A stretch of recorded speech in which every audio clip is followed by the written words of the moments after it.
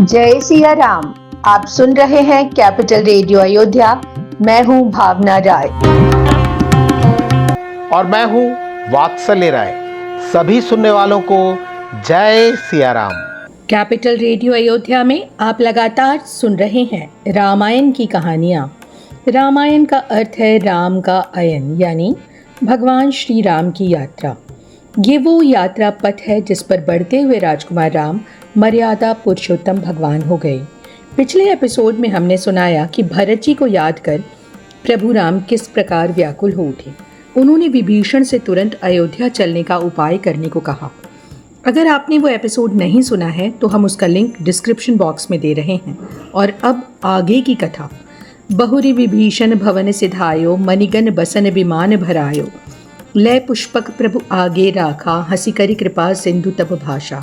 भगवान राम को व्याकुल देख विभीषण जी तुरंत अपने महल की ओर दौड़े। उन्होंने प्रभु की यात्रा के लिए दिव्य पुष्पक विमान को मणियों, रत्नों, सुंदर वस्त्रों और आभूषणों से पूरी तरह भर दिया।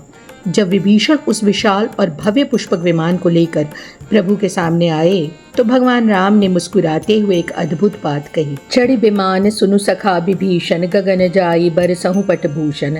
नभ पर जाई विभीषण तबहि, बरस दिए मणि अंबर सबहि। भगवान राम ने कहा, हे सखा विभीषण, सुनो, तुम इस विमान पर सवार होकर आकाश में जाओ और वहां से इन कीमती वस्त्रों और आभूषणों की वर्षा कर दो। विभीषण जी तुरंत पुष्पक विमान से आकाश में चले गए। उन्होंने देखते ही देखते लंका के खजाने से लाए गए बहुमूल्य रत्नों, मणियों और वस्त्रों की बौछार वानर सेना पर कर दी। जोई जोई मन भावई सोई लेही, मणिमुख मेली डारी कपि देही। हंसे राम श्री अनुज समेता, परम कौतुकी कृपा निकेता। आकाश से रत्नों और कपड़ों की वर्षा होते ही पूरी वानर सेना में कौतूहल मच गया। चंचल वानरों ने जब चमकती हुई कीमती मणियों को देखा तो उन्हें कोई खाने की मीठी चीज समझकर अपने मुंह में डाल लिया, लेकिन जैसे ही उन्हें स्वाद नहीं मिला, उन्होंने उन अनमोल हीरे और मणियों को वापस जमीन पर उगल दिया। मुनि जेहि ध्यान न पावहि, नेति नेति कह वेद। कृपा सिंधु सोई कपिन सन, करत अनेक विनोद। उमा जोग जप दान तप, नाना मख व्रत नेम। राम कृपा नहीं करहि, तसि जसि निश केवल प्रेम। वानरों की इस भोली और नटखट लीला को देखकर भगवान राम, माता सीता और लक्ष्मण जी अपनी हंसी नहीं रोक पाए। भगवान शिव माता पार्वती से कहते हैं कि हे उमा, जिन अविनाशी नारायण को बड़े बड़े मुनि अपने ध्यान से भी नहीं पकड़ पाते, वही श्री राम आज इन सीधे साधे वानरों के साथ हंसी मजाक कर रहे हैं। सत्य तो यह है कि प्रभु ऐसी कृपा कठिन साधना से नहीं बल्कि निश्चल प्रेम के वश में होकर करते हैं। भालू कपिन पट भूषण पाए, पहिर पहिर रघुपति पही आए। नाना जिनस देख सब कीसा, पुनि पुनि हसत कौशलाधीशा। आकाश से गिरे रंग बिरंगे कपड़ों और गहनों को पाकर भालू और वानर फूले नहीं समा रहे थे। जिसे जो मिला उसने वैसे ही पहन लिया। किसी ने गले का हार पैर में बांध लिया तो किसी ने वस्त्रों को उल्टा लपेट लिया। इस अनोखे रूप में सज धज कर जब सभी वानर प्रभु राम के सामने आए तो प्रभु श्री राम जी हंसने लगे। चितई सबन पर कीन्ही दाया, बोले मृदुल वचन रघुराया। तुमरे बलमय रावण मार्यो, तिलक विभीषण कहूँ पुनि सार्यो।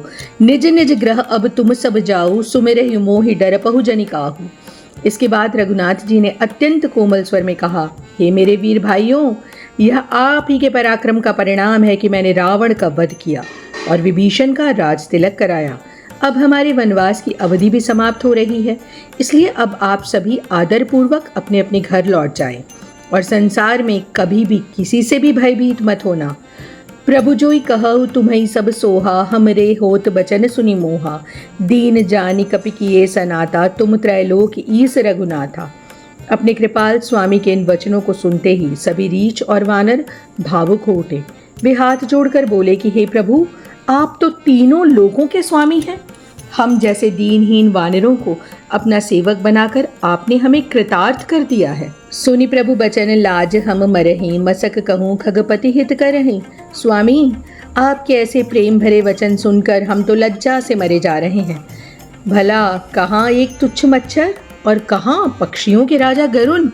क्या कभी एक मच्छर भी गरुड़ का कोई हित कर सकता है? श्री राम के चेहरे के भावों को देखकर सभी रीछ वानर समझ गए कि अब विदाई का समय आ गया है। लेकिन प्रभु के अनन्य प्रेम में डूबे होने के कारण किसी का भी मन अपने घर वापस लौटने का नहीं हो रहा था। इस एपिसोड में इतना ही। अगले अंक में हम आपको सुनाएंगे आगे की कथा। कार्यक्रम को पसंद करने और शेयर करने के लिए हम आप सभी सुनने वालों के बहुत आभारी हैं।